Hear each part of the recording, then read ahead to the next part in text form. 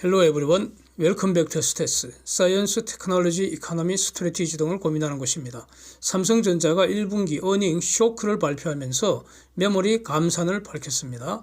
그 전에 하이닉스가 교환사채 형식으로 자사주를 대규모 팔아치워서 돈을 마련하기로 했죠.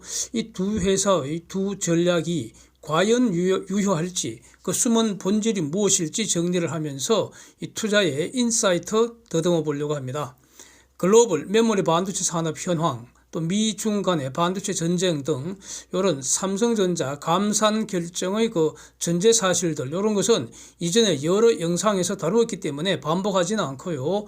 이런 내용들을 5장 그림으로 핵심을 제가 한번 요약한 거 요거 참고하면서 진행하겠습니다. 한국의 반도체 수출 절벽 현상, 한국의 중공 수출 폭삭 감소하고 있는 현상, 삼성 1분기 그 영업이익이 6천억 원으로 사실상 폭삭 망한 사실, 반도체 사업부 영업이익 적자 마이너스 4조 3천억 수준으로 폭삭 망한 거, 요런 거 그린 거. 그 다음에 이런 상황에서 외국인들은 23년 1월 이후에 지금 그 4월 현재까지 지속적으로 삼성전자 매집을 하고 있고, 그 대신에 하이닉스는 3월 이후에 대규모 매도세를 지금 보이고 있습니다. 삼성전자는 외국인만이 매입하고 있고요. 개인이 주로 매도를 하고 기관들도 대체로 매도세인데 기관들 존재감은 미미하다는 사실, 요거 보여주는 그림 보시고요. 그 결과 7일 종가 기준 외국인 지분율 삼성전자 51.34%로 증가했고 하이닉스는 49.52%로 지금 크게 감소를 했습니다. 한마디로 외국인들은 하이닉스 버리고 삼성전자 모으고 있다, 이런 건데 요거 정리해 보겠다, 이런 겁니다. 자, 삼성전자 반도체 감산 효과와 이것이 의미하는 거 보겠습니다. 당장 변동비 지출 줄이는 이익이 있습니다. 즉 반도체 불황이 단기에 끝날 것 같지 않다, 오래 갈 것 같다, 그러니까 장내 손실 규모를 줄이겠다, 그게 이익이다, 이런 겁니다. 그 반사 효과가 무엇이냐, 삼성전자가 지출을 줄이는 그 변동비의 상대방은 이익이 줄어든다는 겁니다. 즉 근로자들은 소득이 줄죠. 삼성전자가 생산 감소하면은 삼성전자는 인건비 줄어들지만 그 일하는 사람들은 연봉이 감소하지 않습니까? 그 다음에 그 생산할 때 필요한 모든 원재료 엄청나게 많겠죠. 그거는 국내는 물론이고 해외 여러 나라에서 지금 수입해 오지 않겠습니까? 그 전부 다 협력업체들이죠. 국내 및 해외 협력업체들, 그 매출이 줄어드는 겁니다. 그래서 글로벌 경제 전체로는 생산 감소 파급 효과가 발생하지 않겠습니까? 즉 글로벌 경제에도 나쁜 영향을 줄 겁니다. 한마디로 경제 전체 불황을 더 키우는 거 아닙니까? 삼성전자 반도체만의 현상이 아닐 것이고 이런 비슷한 상황이 경제의 전 부문으로 확산되지 않겠습니까? 이렇게 해서 지금 세계은행과 IMF 등이 경고하는 거, 장기 저성장 시대가 본격적으로 진행되는 거 아닌지, 이걸 매우 주목해야 되지 않을까 싶습니다. 삼성전자는 이 반도체 가격 곱하기 반도체 판매량, 이게 지금 그 DS 부문의 매출 아닙니까? 여기서 고정비와 변동비를 초과해야 이익이 나는 그런 구조입니다. 23년 1분기 영업이익 적자가 마이너스 4.3조 원가량 이렇게 폭삭 망했다는 것인데, 여기서 과연 감산이 반도체 가격을 다시 올리지도 못할 것이고 반도체 판매량이 늘지도 않을 것이라는 점을 살펴보려고 합니다. 우리가 일반적으로 뭘 논할 때 원인이 뭐냐, 그에 따른 결과가 뭐냐, 인과관계라고 하는데 이거 혼돈하면 안 되는 것이죠. 인과관계 착오하면 안 되는 것입니다. 그럼 이제 틀리는 그 결론을 얻게 되는 것이죠. 가령 이런 거죠. 삼성전자 감산이 글로벌 경기 회복 가져오지 못할 거 아닙니까? 이건 너무나 당연하지 않습니까? 오히려 그 반대죠. 글로벌 경기 후퇴가 오래 지속되니까 삼성전자가 이걸 견디지를 못하고 드디어 삼성전자도 감산으로 대응하는 것입니다. 사이즈를 줄인 것, 즉 다운 사이징 전략으로 대응한 거 아닙니까? 이것이 삼전한테는 이익이라고 시장이 평가하는 거 아니겠습니까? 그렇죠. 감산의 원인은 글로벌 경기 후퇴입니다. 그 경기 후퇴 원인은 글로벌 수요 감소이고요. 그 수요 감소 원인은 인플레와 고금리로 세계 사람들 돈이 사라지고 있다는 그 현상입니다.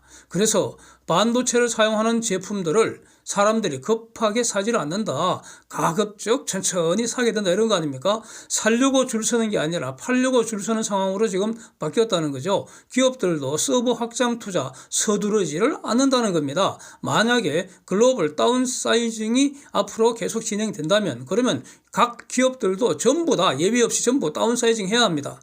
그런데 굳이 급하게 지금 서버 확장할 필요 없지 않습니까? 가령 이런 겁니다. 가령 단적인 사례, 스마트폰이 예전처럼 폭발적으로 안 팔리니까 스마트폰 만들 때 필요한 반도체가 안 팔리는 거 아니겠습니까? 그래서 반도체 수요는 파생 수요라는 거 아닙니까? 스마트폰 가격을 팍팍 내리면 스마트폰이 쑥쑥 팔리고 그 결과로서 반도체가 쑥쑥 팔리겠습니까?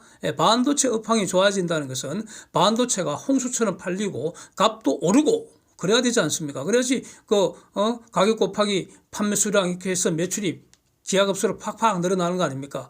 이게 되려면은 가령 스마트폰 사려고 온 세상 사람들이 줄 서서 기다리고 공장 24시간 잡아 돌리고 이렇게 폰을 뽑아내고 이런 일이 옛날에는 그랬죠. 옛날에는. 근데 지금은 안 그렇다는 겁니다. 다 갖고 있으니까.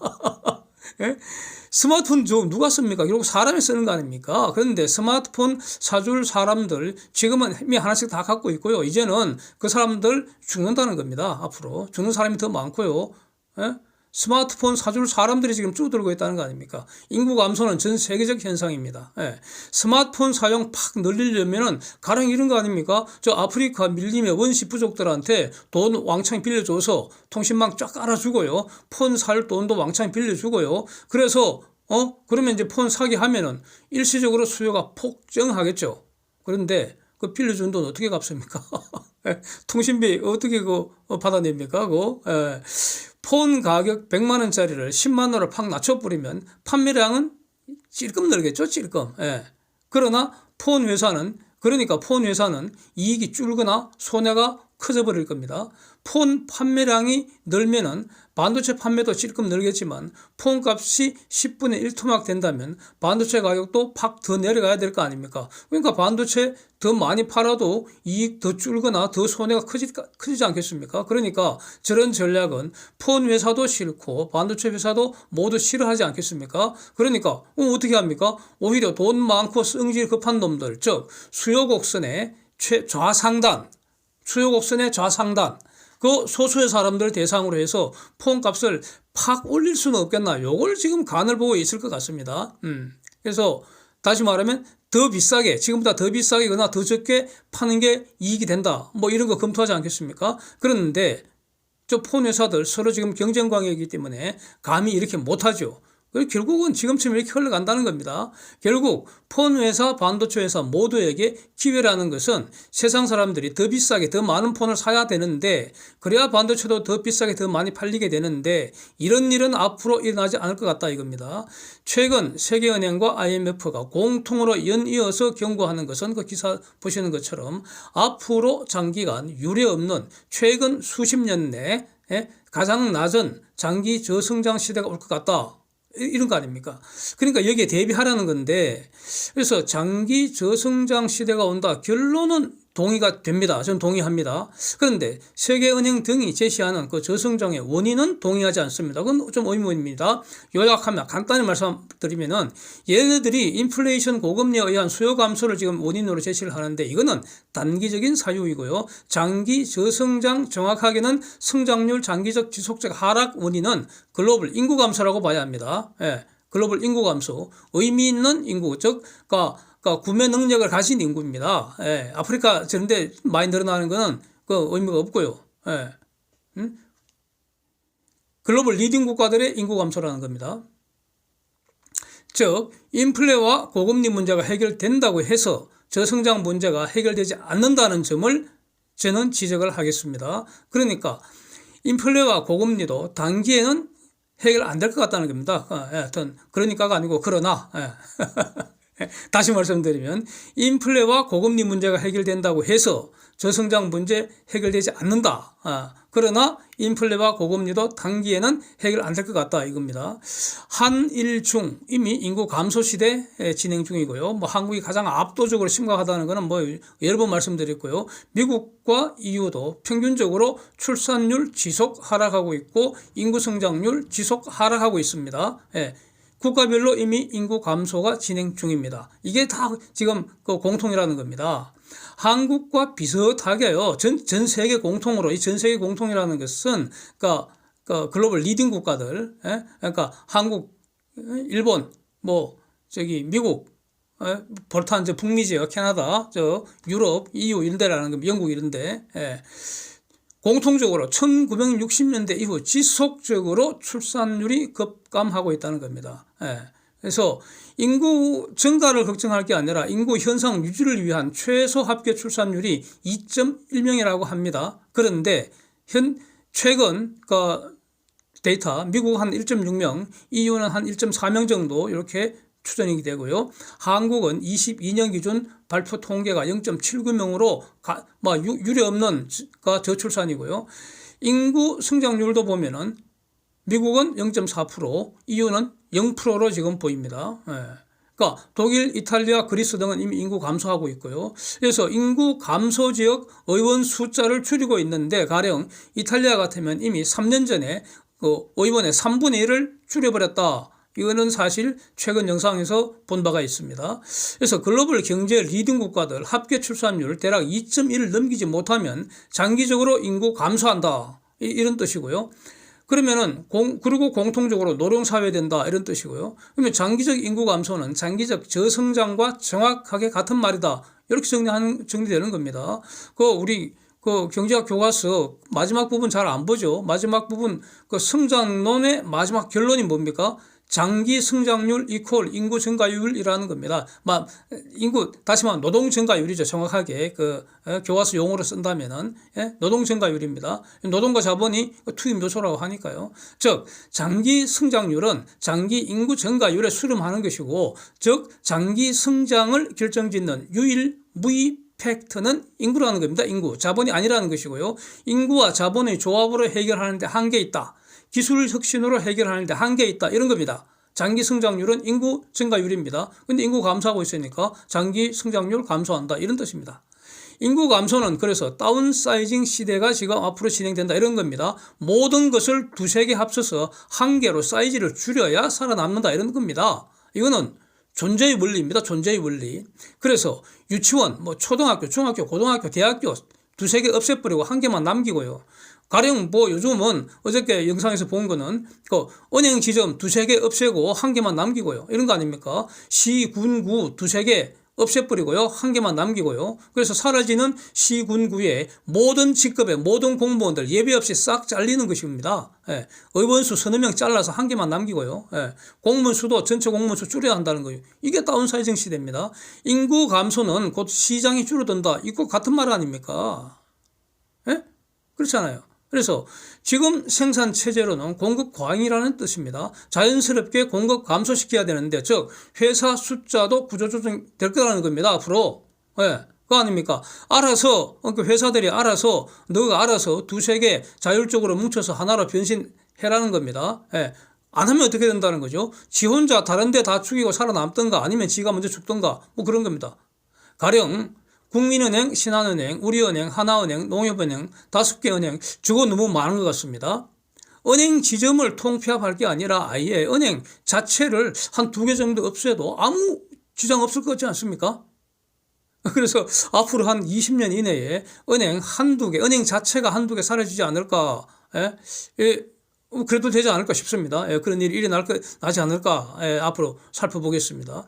그러면 이제 메모리 반도체 회사 숫자는 글로벌 몇 개 정도가 필요하겠습니까? 현재는 삼성전자, 하이닉스, 마이크론이 천하 3분 체제인데 이게 과연 언제까지 존속할지 지금 의문이 듭니다. 의문이 듭니다. 이제 질문을 이렇게 한번 해보겠습니다. 삼성전자가 특정 반도체에 의미 있는 수준으로 감산하면은 장기적으로 인구가 증가할까요? 답은 no죠. never입니다. never. 그러면은 삼성전자 감산이 글로벌 전체 경제, 글로벌 경제 전체 수요 회복시킬까요? 답은 no, never입니다. 삼성전자 감산한다고 세계 사람들의 사라진 돈이 다시 채워지는 거 아니지 않습니까?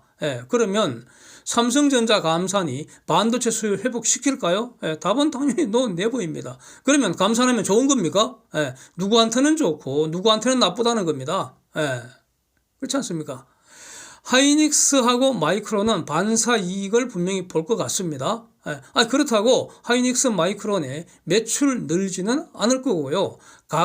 가격이 반도체 가격이 지금 올라가는 효과를 기대하기보다는 가격 하락을 좀 늦추는 효과는 분명히 있을 것 같습니다. 그래서 하이닉스와 마이크론의 고통은 지속된다 이겁니다. 지속되는데 단기 고통받고 빨리 끝나는 게 아니라 더 오래 고통이 가는 거 아니냐, 저는 이렇게 보겠습니다. 결국 반도체 전쟁이 참호전으로 지리한 장기전으로 변하는 거 아니냐.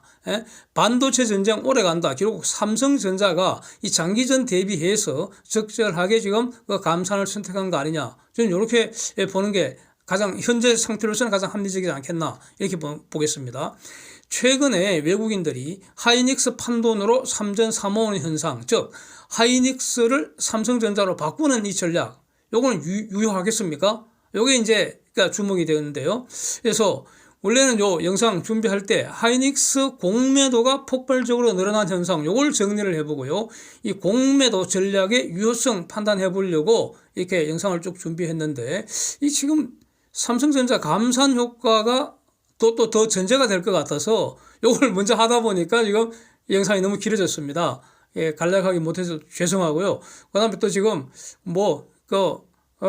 여기 애들 식구가 와서 지금 볼이 데리고 저기 일산 호수공원으로 놀러 가자고 지금 막 보채서 와서 일단 이 정도로 하고요. 하이닉스 공매도 전략의 유효성은 좀 놀다 와서 계속 올리도록 하겠습니다. Thanks for watching. See you next.